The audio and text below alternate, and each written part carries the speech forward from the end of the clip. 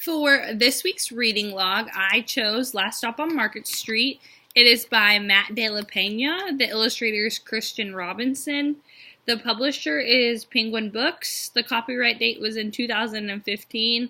It's a picture book fiction genre. It's approximately 32 pages, and the appropriate age is probably grades 2 through 4.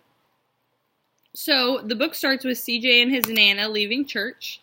And when they leave church, they get on the bus. And while they're on the bus, we learn that this is something they do every week. They go and visit and encounter many people on their way who are all different, and they learn different life lessons and different viewpoints from them. CJ kind of learns a lot along the way. And when they get to the last stop, CJ and his Nana finally get off the bus in a rundown area of town. And at the very end of the book, we learn they were actually going to the soup kitchen to volunteer.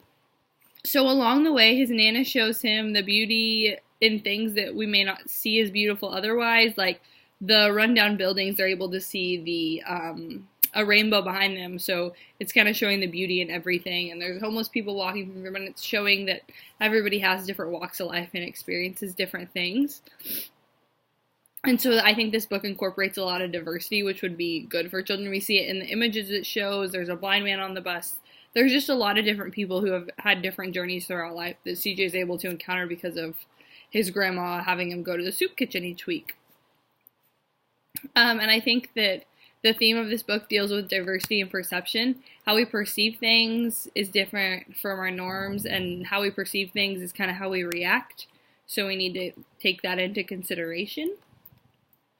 I think this book would be a really good read for children because it teaches so many life lessons throughout it.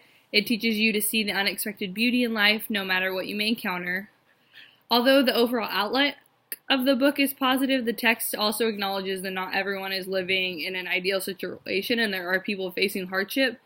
And so CJ is able to give back and help some of those people who maybe are in less ideal situations than he is. And even though it's not something that he wants to do, it's something his grandma makes him do. And I think that's instilling good values in him, which will show children, like, even if you don't always necessarily want to do things, if it's the right thing to do, then you should do it. This book also teaches children to be grateful for what they have and the things that they have experienced, no matter what it may be, whether it's the life perspective of someone who's blind and the fact that they use their other senses like smell and hearing to experience life, not necessarily what physically they can see around them, and just things like that. This is emphasized especially when CJ's Nana tells him that she should feel lucky that he gets to go to the soup kitchen each week while his friends go off and do other things, and I think that's really important. For the activity with this book, I would have children in my class get up and go throughout the school and to less beautiful places, maybe like a janitor's closet, or like if they can, like maybe like the behind the scenes of the cafeteria, and they'd take maybe like disposable cameras or something and take pictures of like these less beautiful areas that they find beauty in, and then we'd make a collage in the classroom and hang it on the wall somewhere, so that way it reminds them to see the beauty in every situation and understand that things aren't always as we see them. They're not always in black and white.